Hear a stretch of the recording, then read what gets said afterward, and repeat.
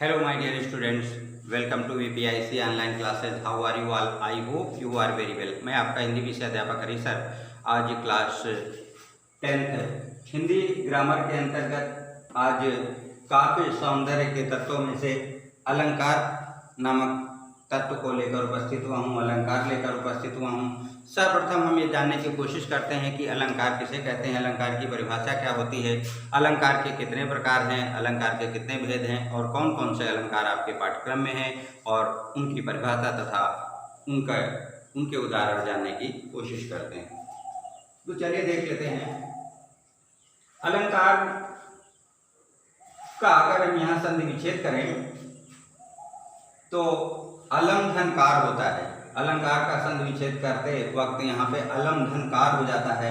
अलम का अर्थ होता है आभूषण और कार का अर्थ होता है करने वाला, अर्थात जो अलंकृत करता है उसे ही हम अलंकार कहते हैं, अर्थात काव्य की शोभा बढ़ाने वाले तत्वों को अलंकार कहते हैं। या फिर अलम करोत इति अलंकारा, अर्थात अलंकृत करने वाले जो तत्व होते हैं, अलम करोत इति अलंकारा, अर्थात जो अलंकृत करने वाले तत्व हैं, किसी कविता को सजाने वाले जो तत्व होते हैं उन्हें ही हम अलंकार कहते हैं। ठीक है, तो बहुत सारे विद्वानों ने रस को, बहुत सारे विद्वानों ने अलंकार को और बहुत सारे जो साहित्यकार हैं छंद को काव्य की आत्मा मानते हैं। कहते हैं कि जो काव्य की आत्मा है, जो काव्य की जो सजावट है वह इन काव्य सौंदर्य के द्वारा ही की जा सकती है, जिसमें अलंकार, रस और छंद तीन तत्व आते हैं। तो आपके जो पाठ्यक्रम में, जो पाठ्यक्रम से पहले हम समझ लेते हैं कि इसके अलंकार के कितने प्रकार होते हैं। अलंकार के दो प्रकार होते हैं। पहला होता है शब्दालंकार। क्या होता है? शब्दालंकार। शब्दालंकार होता है शब्दालंकार, और दूसरा होता है अर्थालंकार। दूसरा क्या होता है? अर्थालंकार। अर्थालंकार होता है, शब्दालंकार में आप लोग जानते होंगे कि शब्दालंकार में तीन अलंकार आते हैं। पहला है अनुप्रास, दूसरा है यमक और तीसरा है श्लेष। अर्थालंकार के अंतर्गत रूपक, उपमा तथा उत्प्रेक्षा, उपमा, रूपक तथा उत्प्रेक्षा, ये जो है वो अर्थालंकार। अब देख लेते हैं अर्थालंकार क्या होता है और शब्दालंकार क्या होता है। शब्दालंकार जहाँ शब्दों के द्वारा काव्य में चमत्कार उत्पन्न किया जाता है, काव्य में सजावट उत्पन्न की जाती है, वो अलंकार को शब्दालंकार कहते हैं। और जिस कविता में या जिस काव्य में अर्थ के माध्यम से चमत्कार उत्पन्न किया जाता है, कविता को सजाया जाता है अर्थ के माध्यम से चमत्कृत करके, वहाँ पर अर्थालंकार होता है, उसे हम अर्थालंकार कहते हैं। अर्थालंकार के अंतर्गत जो अलंकार आते हैं वो रूपक अलंकार आता है। रूपक अलंकार, उपमा अलंकार, उत्प्रेक्षा अलंकार और बहुत सारे अलंकार हैं, जैसे संदेह अलंकार, भ्रांतिमान अलंकार।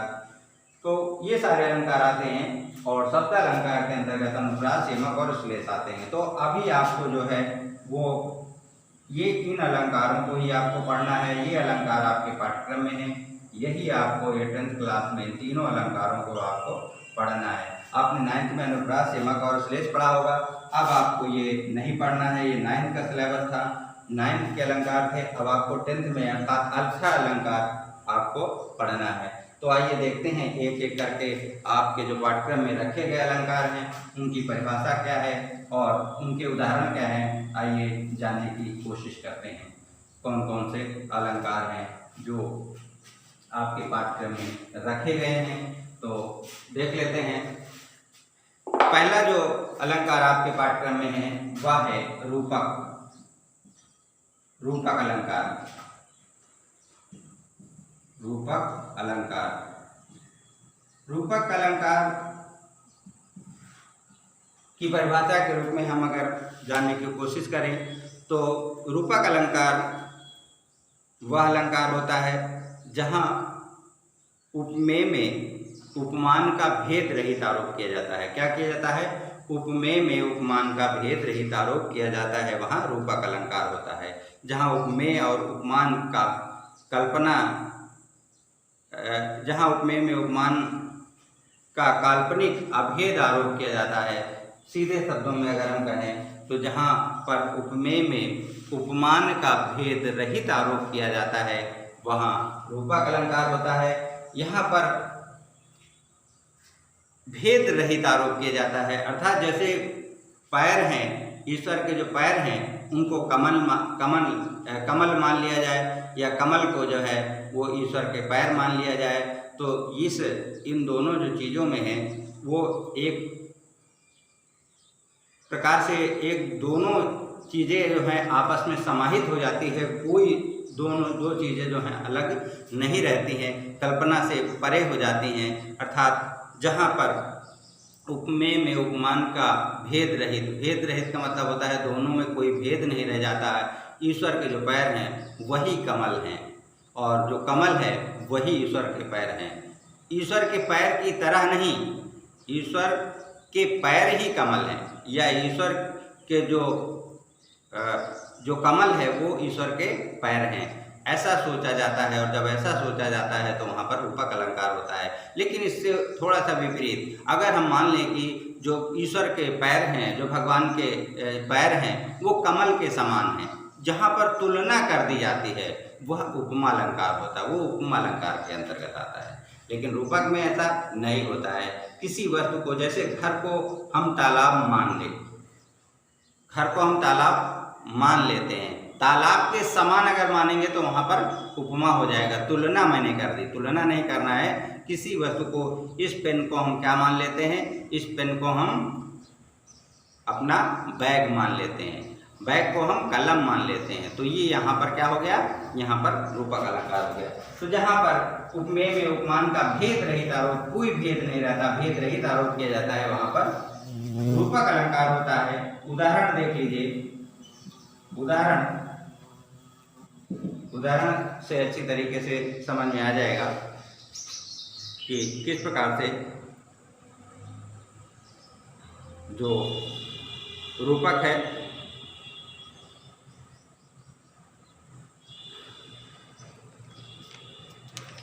इसमें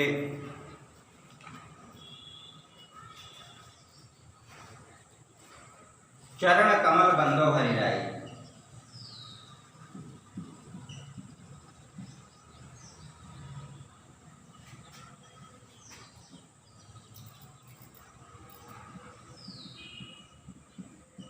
चरण कमल बंदो हरि राई।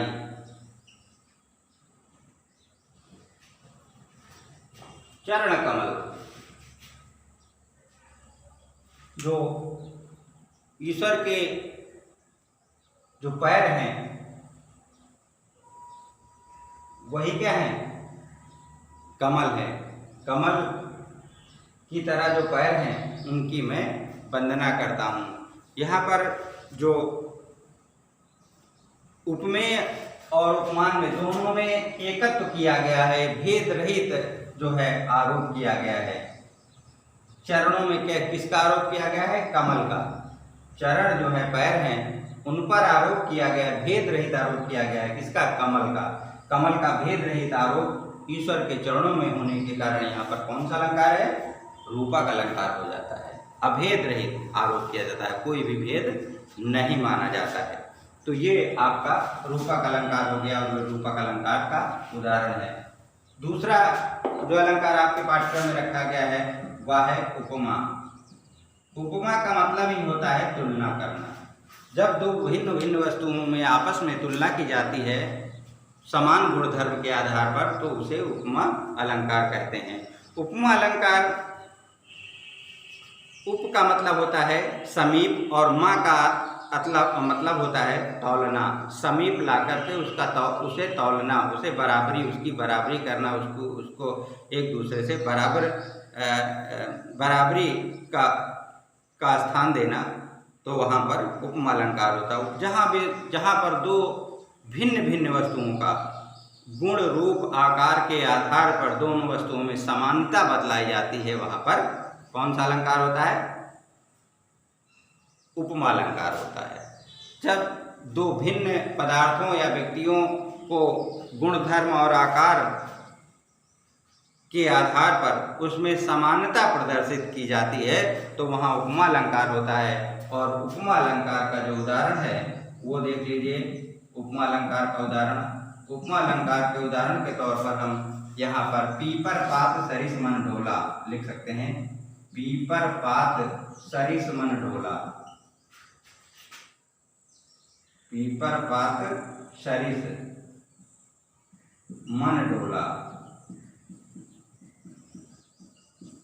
यहाँ पर कहा गया है, क्या कहा गया है?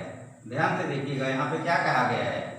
पीपर पात सरिस मन डोला। पीपल के पत्तों की तरीके जो मन है वो क्या है? डोलता रहता है, इधर उधर भ्रमण करता रहता है, इधर उधर घूमता रहता है, कोई एक निश्चित स्थान पर मन जो है वह नहीं रहता है। यहाँ पर पीपल के पत्तों, यहाँ पर जो मन की तुलना है, जो मन की तुलना है वो पीपल के पत्तों से की गई है, इसलिए यहाँ पर क्या है? उपमा अलंकार है, तुलना की गई है। मन की जो तुलना है, मन की जो तुलना है वो पीपल के पत्ते के समान की गई है। पीपल का पत्ता जो होता है वो हर समय हिलता रहता है, हिलता डुलता रहता है, उसी प्रकार से जैसे मन हिल रहा है। पीपर पात सरिस मन डोला, पीपल के पत्तों के समान मन जो है वह डोलता रहता है। तो यहाँ पर तुलना की गई है, किससे तुलना की गई है? पीपल के पत्तों से मन की तुलना की गई। मन की तुलना किससे गई? पीपल के पत्तों से की गई। तो यहाँ पे दोनों को गुणधर्म के आधार पर, समान धर्म के आधार पर यहाँ पर दो वस्तुओं में तुलना की गई है। तुलना के कारण यहाँ पर उपमा अलंकार है। तो उपमा में तीन चार चीजें आती हैं, जैसे उपमेय। उपमेय माने जिस चीज का वर्णन किया जाए उसे हम उपमेय कहते हैं। जिस चीज की उपमा दी जाए, जिसके लिए दी जाती है उसे उपमेय कहते हैं। और उपमान जिनके आधार पर हम किसी वस्तु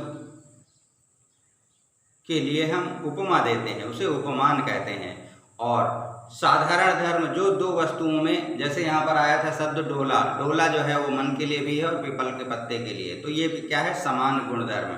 वाचक शब्द से जैसे सा सी से जो तुलना करते हैं, पीपर पात सरिस, सरिस जो शब्द आया है वह वाचक शब्द है। दोनों शब्दों में जो है वो समानता बता रहा है, दोनों शब्दों में समानता ये बता रहा है, सादृश्यता बता रहा है, दोनों वस्तुओं में तुलना कर रहा है कि पीपल का जो पत्ता है वह उसी के समान मन जो है वह डोल रहा है।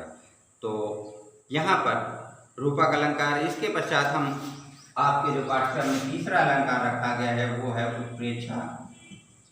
उत्प्रेक्षा अलंकार रखा गया है। उत्प्रेक्षा अलंकार में जहाँ उपमेय में उपमान का, जहाँ पर उपमेय में उपमान की संभावना की जाती है, उपमेय में उपमान की संभावना प्रकट की जाती है, वहाँ पे कौन सा अलंकार होता है? वहाँ पर उत्प्रेक्षा अलंकार होती है। जब उपमेय में उपमान की संभावना प्रकट की जाती है, प्रकट की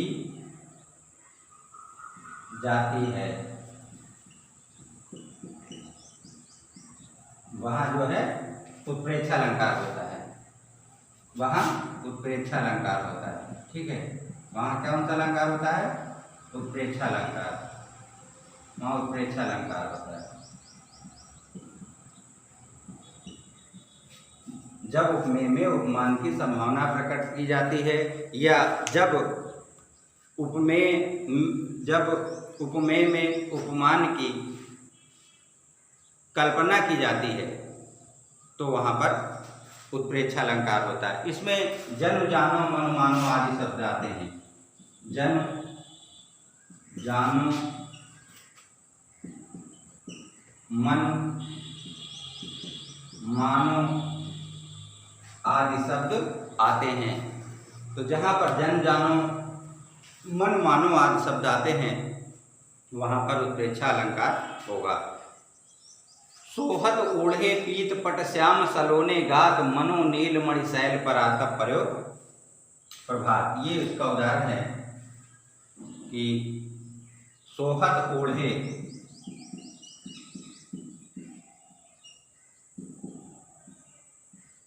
सोहत ओढ़े पीत पट श्याम सलोने गात मनो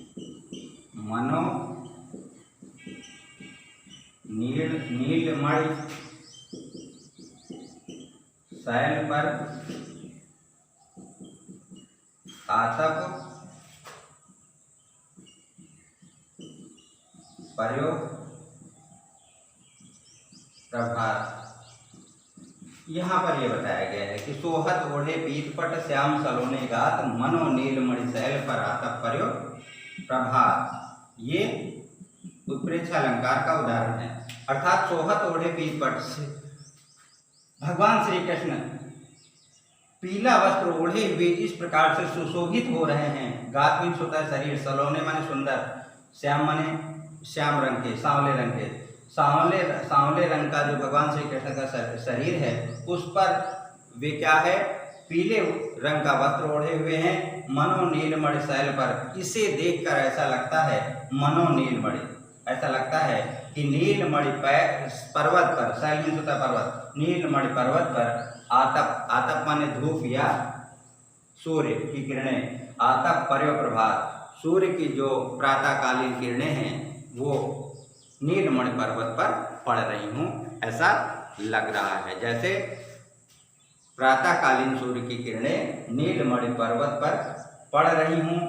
भगवान श्री कृष्ण सांवले रंग के हैं, वे अपने ऊपर जो है पीले रंग का वस्त्र ओढ़ रखे हैं और इस पीले रंग के वस्त्र सांवले शरीर में ओढ़ करके ऐसे मालूम पड़ते हैं जैसे प्रातःकालीन सुबह की सूर्य की किरणें नीलमणि पर्वत पर पड़ रही हूँ। तो यहाँ पर वाचक शब्द आया है। वाचक शब्द ये है, मनो आया है। मैंने बताया कि मन, मानो, जन, जानो आदि शब्द जब आते हैं, वाचक शब्द आते हैं तो वहाँ पर उत्प्रेक्षा अलंकार होता है। तो मेरे प्यारे बच्चों, आज इस जो अलंकार था इसका यहीं पर समापन होता है। ये फुल वीडियो के रूप में आपके पास पहुँच जाएगा और जो कंप्लीट पीडीएफ है इसके पश्चात आपको भेज दी जाएगी। तो मिलते हैं नेक्स्ट वीडियो में नए टॉपिक को लेकर, पुनः आपसे भेंट होगी। तब तक के लिए हम आपसे विदा लेते हैं। Thank you very much.